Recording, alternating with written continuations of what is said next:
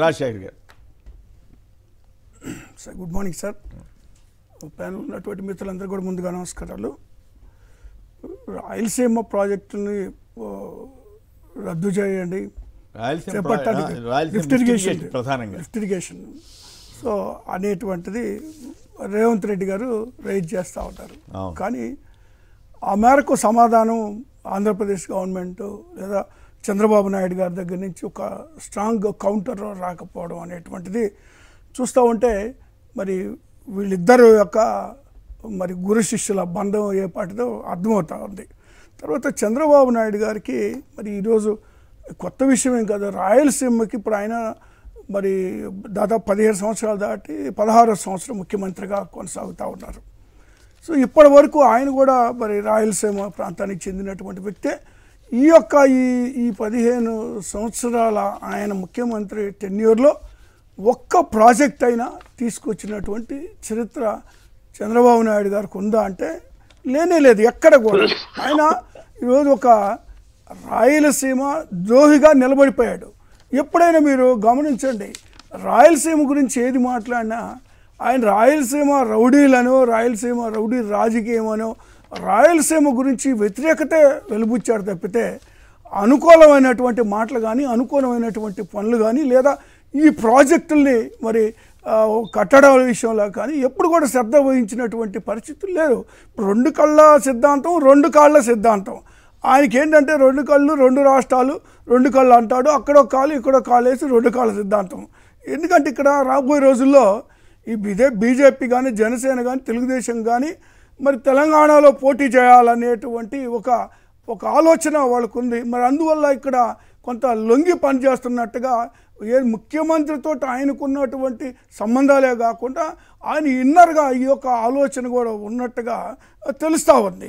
ఇప్పుడు చూస్తే జగన్మోహన్ రెడ్డి గారు మరి ప్రాజెక్ట్ లిఫ్ట్ ఇరిగేషన్ ప్రాజెక్టులు ఆయన చేపట్టినప్పుడు కూడా వీళ్ళు వ్యతిరేకంగా గ్రీన్ ట్రిబ్యునల్లో దీన్ని వ్యతిరేకించి మరి దాన్ని ఆపుచేయాలని ఆలోచన చేశారు తప్పితే దానికి సపోర్ట్ చేసేటువంటి ఆలోచన ఏమాత్రం చేయలేదు. మీరు చూసుకోండి 2004లో కూడా అంతకుముందు ఎన్టీఆర్ గారు పెట్టినటువంటి తెలుగు గంగను కూడా మరి కంప్లీట్ చేసినటువంటి పరిస్థితి రాజశేఖర రెడ్డి గారు. గాలేరు హంద్రినివ దానికి సంబంధించినవి కూడా ఈయన వచ్చిన తర్వాత వాటిని ప్రారంభించడం అనేటువంటి కార్యక్రమం ఈయన మొదలుపెట్టాడు. అందుకంటే ఈయనకు మొట్టమొదటిది కూడా చంద్రబాబు నాయుడు గారికి ఏంటంటే వ్యతిరేకత అనేది ఉంది. తర్వాత మొన్న చూస్తే ఇప్పుడు ఢిల్లీలో ఒక సమావేశం జరిగింది, ఇద్దరు ముఖ్యమంత్రులకి లేదా చీఫ్ సెక్రటరీలకు కానీ లేదా చీఫ్ ఇంజనీర్స్కి కానీ సెంట్రల్ మినిస్టర్ పార్టీలతో కానీ వీళ్ళందరితోటి చర్చలు జరిగితే ఇక్కడ ఒక ఇరిగేషన్ మినిస్టర్ నిమ్మల రామానాయుడు ఒక స్టేట్మెంట్ ఇస్తారు. ఏమని చర్చలు జరిగినాయి బనకచర్ల మీద కానీ లేదా కృష్ణా గోదావరి జలాల మీద కానీ పోలవరం మీద చర్చలు జరిగినాయి, అన్నీ సానుకూలంగా ఉన్నాయి, ఇబ్బంది లేదు అని ఆయన ఒక ట్విట్టర్లో పోస్ట్ చేశారు సార్. వెంటనే ఇంకొక ఇంగ్లీష్ పేపర్లో రేవంత్ రెడ్డి గారు ఏమన్నారు, బనకచర్ల మీద అసలు చర్చే జరగలేదు అన్నారు. అంటే ఈ విధమైనటువంటి తప్పుడు మరి సమాచారాన్ని ప్రజలకు అందిస్తూ ఉన్నారు. ఒక చిత్తశుద్ధితోటి మరి రాయలసీమ అభివృద్ధి కోసం లేదా రాయలసీమ ప్రజలకు ఏదైనా మేలు చేద్దాం అనేటువంటి ఆలోచన అనేటువంటిది కూడా ఏ ఒక్క పోషణ కూడా చంద్రబాబు నాయుడు గారు కనపడుతుంది. ఏదేమైనా రాయలసీమ లిఫ్ట్ ఇరిగేషన్ విషయంలో జగన్ గారు చొరవ తీసుకుని దాదాపు 44,000 క్యూసెక్లు ఉన్నటువంటి ప్రవాహాన్ని 80,000 క్యూసెక్లకి తీసుకెళ్లాలని ప్రయత్నం చేసి దాన్ని ముందుకు తీసుకెళ్తా ఉంటే రకరకాల శక్తులు అడ్డుకుని దాన్ని గ్రీన్ ట్రిబ్యునల్ ద్వారా ఆపే ప్రయత్నం చేశాయి.